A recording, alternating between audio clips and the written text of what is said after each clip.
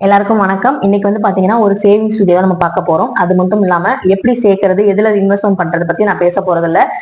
அதை வந்து நான் வந்து நியூ இயருக்கு ஒரு விஷயம் வந்து நான் பண்ணதுக்கு அப்புறம் உங்களுக்கு சொல்றேன். இப்போ வந்து பாத்தீங்கன்னா தம்ப்நெயில் வந்து பார்த்துட்டு வந்திருப்பீங்க. நயன்தாரா போட்டோ அவங்க போட்டு நான் வந்து சொல்லியிருப்பேன். இதுல வந்து அவங்க வந்து கான்ட்ரவர்சியா இப்ப நிறைய விஷயங்கள் வந்து போயிட்டு இருக்கு. அதை பத்தி பேசுறதுக்கு எனக்கு வந்து டைம் இல்லை. அது மட்டும் இல்லாம அதை பத்தி பேசுறது வேஸ்ட் தான் எனக்கு தெரியும். நான் வந்து என்ன சொல்றேன் அப்படிங்கிறத வந்து இந்த வீடியோல ஸ்கிப் பண்ணாம பாருங்க.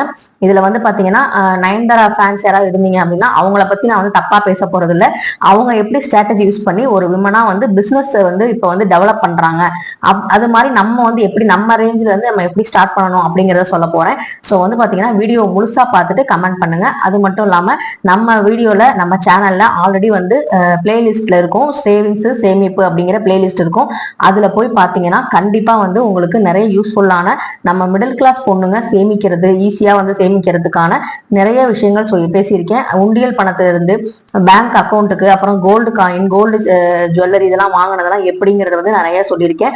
அதனால வந்து பிளேலிஸ்ட்ல சேவிங்ஸ்ங்கிற வீடியோ பார்த்துட்டு அந்த பிளேலிஸ்ட்ல ஓபன் பண்ணி பார்த்துட்டு உங்களோட வேல்யூபிளான கமெண்ட்டை வந்து எனக்கு வந்து தெரியப்படுத்துங்க. எனக்கு ரொம்ப ரொம்ப சந்தோஷமா இருக்கும். அது மட்டும் இல்லாம வைராக்கியத்தால் வாங்கிய வளையல் பத்தி நிறைய பேர் வந்து பார்த்து நல்ல கமெண்ட் சொல்லியிருந்தீங்க. அதுக்கு ரொம்ப ரொம்ப நன்றி. இப்ப நம்ம வீடியோக்குள்ள போயிடலாம். இப்போ வந்து பாத்தீங்கன்னா இப்ப நிறைய வந்து பெண்கள் வந்து பாத்தீங்கன்னா பிசினஸ்ல வந்து நல்லா சாதிக்கணும், நல்லா இது பண்ணணும்ன்றாங்க. எனக்குமே வந்து பாத்தீங்கன்னா சின்ன வயசுல இருந்தே வந்து பாத்தீங்கன்னா பிசினஸ் பண்ணணும்னு தான் ஆசை. எனக்கு வந்து ஒருத்தவங்க கிட்ட வேலை செய்யறதை விட நம்ம வந்து இன்வெஸ்ட்மெண்ட் பண்ணி அதை வந்து நம்ம வந்து உருவாக்கி நம்ம அதுல வந்து சக்சஸ் ஃபெயிலா இருந்தாலும் அது வந்து நம்ம எப்படி பண்ணணும் அப்படிங்கிறது. இன்னொரு விஷயம் என்ன அப்படின்னா, நம்ம வந்து மத்தவங்க கிட்ட கையேந்தி நம்ம வாங்குறதை விட நம்ம மத்தவங்களுக்கு கொடுக்கணும் அப்படிங்கிறது எண்ணம் வந்து எனக்கு எப்பவுமே இருக்கும். ஸோ அது வந்து பாத்தீங்கன்னா நம்ம வந்து சம்பளத்தை வந்து மத்தவங்களுக்கு கொடுக்கணும், மத்தவங்க கிட்ட நம்ம சம்பளம் நம்ம வாங்கக்கூடாது. அந்த லீடர்ஷிப், அந்த ஓனர்ஷிப், அந்த இந்த மாதிரி குவாலிட்டிலாம் வந்து நமக்கு சின்ன வயசுல இருந்தே எனக்கு இருக்கு. ஸோ வந்து பாத்தீங்கன்னா எனக்கு அது ஒரு கேண்டில் பிசினஸ் வந்து நான் காலேஜ் படிக்கும்போது பண்ணினேன். ஆனா வந்து அதுக்கப்புறம் மேரேஜ், அதுக்கப்புறம் வந்து பாத்தீங்கன்னா இடையில வந்து நான் ஸ்டாப் பண்ணிட்டேன், படிக்கணும் அப்படிங்கிறனால ஸ்டாப் பண்ணிட்டு எல்லாம் பண்ணேன். அதுலயும் வந்து நிறைய பேர் சக்சஸ்ஃபுல்லா நான் பண்ணேன். எனக்கு வந்து அப்ப பண்ணும் போதுமே வந்து பாத்தீங்கன்னா நிறைய கடைகள்ல வந்து கேண்டில் நான் பிசினஸ் ஸ்டாப் பண்ணதுக்கு அப்புறமே வந்து கேட்டாங்க, ஏன் வந்து நீங்க விட்டுட்டீங்க, நீங்க கொடுத்த கேண்டில் நல்லா இருந்துச்சு, ரேட்டும் கம்மியா இருந்துச்சுன்னு சொன்னாங்க. திரும்பவுமே எனக்கு அந்த மாதிரி ஆசைகள்லாம் இருக்கு. அது நான் சீக்கிரம் பண்ணணும்னு நினைக்கிறேன். ஆண்டவன் அருள் எப்படியோ அது மாதிரி நடக்கட்டும். இப்போ வந்து பாத்தீங்கன்னா நயன்தாரா வந்து இப்ப பண்ணாங்கன்னா, இப்ப நம்ம வீட்டுல வந்து எல்லாருமே வந்து கல்யாணம் பண்றோம், எல்லாருமே வீடியோ எடுக்கிறோம், நிறைய வந்து போட்டோ ஷூட் பண்றோம். அதை வந்து பாத்தீங்கன்னா யூடியூப் வச்சிருக்கவங்க வந்து பாத்தீங்கன்னா அவங்க வந்து அந்த இன்ஸ்டாகிராம்லயோ இல்ல வந்து ஃபேஸ்புக்லயோ இல்ல யூடியூப்லயோ வந்து அப்லோட் பண்ணி அதுல வந்து நல்ல மில்லியன் கணக்குல வந்து சப்ஸ்கிரைபர் வச்சிருக்கவங்க வந்து பாத்தீங்கன்னா நல்லா வந்து பணம் சம்பாதிக்கலாம். அதை வந்து பாத்தீங்கன்னா சில பேர் வந்து அதுல வந்து ப்ரொமோஷன் பண்ணுவாங்க, சில பேர் வந்து அந்த ஸ்பான்சர்ஷிப் கொடுத்து இந்த நகை இந்த புடவை எல்லாம் கட்டி வந்து அதுக்காக வந்து பணம் வந்து சம்பாதிப்பாங்க.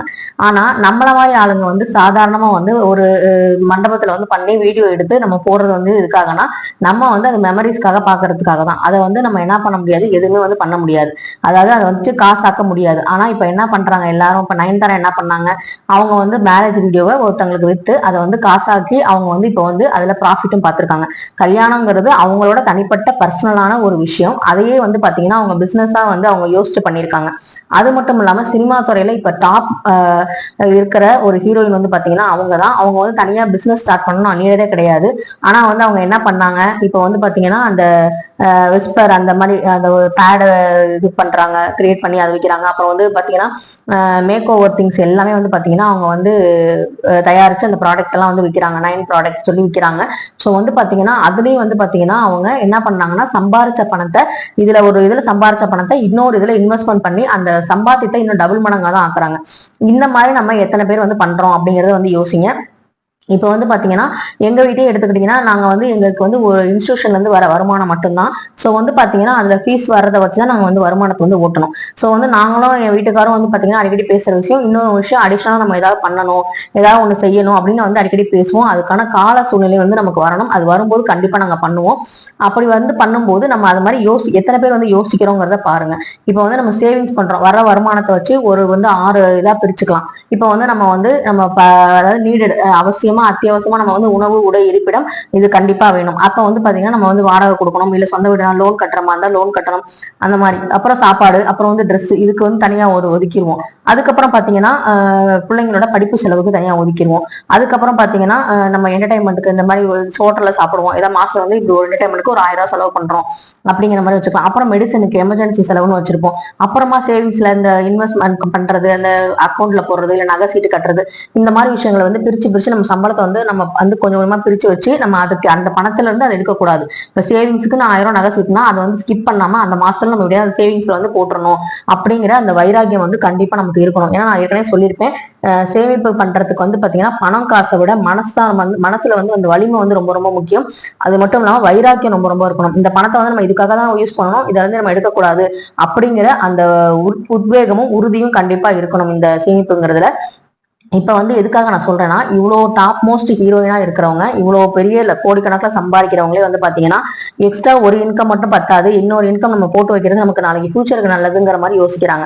அப்ப நம்மள மாதிரி மிடில் கிளாஸ் ஆளுங்க எல்லாம் பாத்தீங்கன்னா எந்த அளவுக்கு நம்ம யோசிக்கணும் அப்படிங்கிறத பாருங்க. இப்ப வந்து பாத்தீங்கன்னா இப்ப ஒரு பிளாட் வாங்க போறீங்க அப்படின்னா அது வந்து வேஸ்ட்.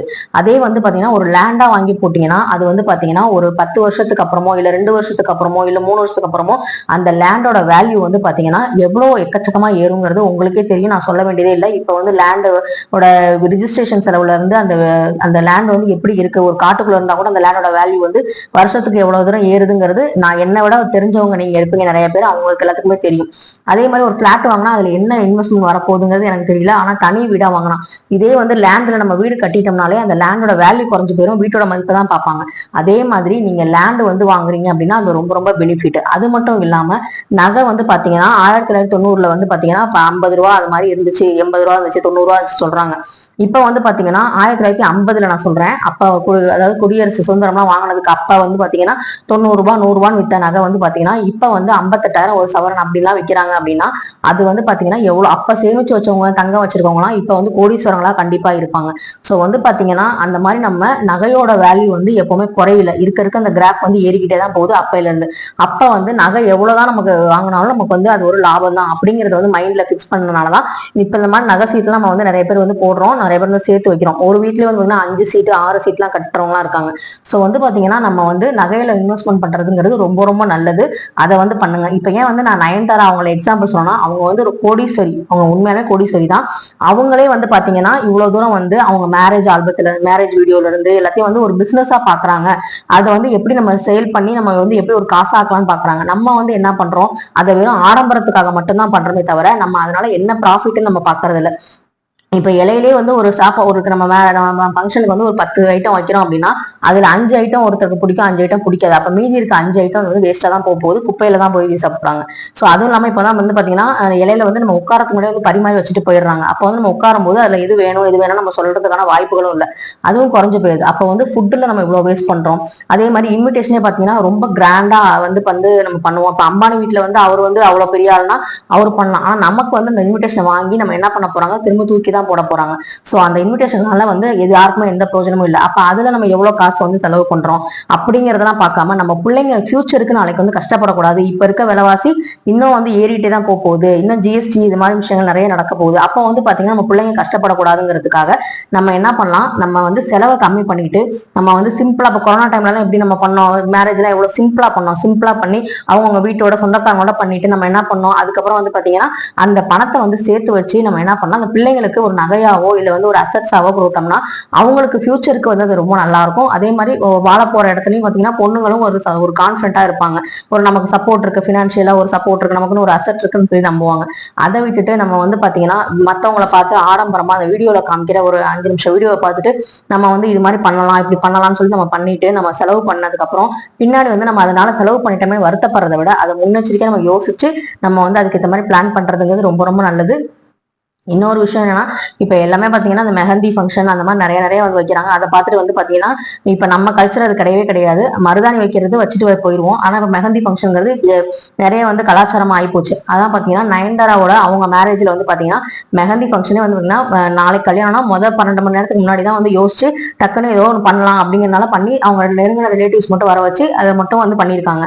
ஸோ வந்து பாத்தீங்கன்னா அவ்வளவு பெரிய ஆளுங்களே வந்து பாத்தீங்கன்னா யோசிக்கிறதே இல்லை, அதெல்லாம் வந்து பெரிய வீண் செலவுங்கிற மாதிரி நினைச்சிட்டு விட்டுருப்பாங்க. இருப்பாங்க. ஆனா நம்ம வந்து என்ன பண்றோம், இவ்வளவு விஷயங்கள் வந்து நம்ம வந்து எதுவுமே யோசிக்காம எல்லாமே செலவு பண்ணிட்டு அகலக்கால் வச்சுட்டு திரும்ப என்ன பண்றோம்னா அதை பத்தி நம்ம யோசிக்கிறோம். அப்புறமா யோசிச்சு எந்த பிரயோஜனமும் இல்லை. எல்லாமே வருமுன் காப்பதுதான் நல்லது.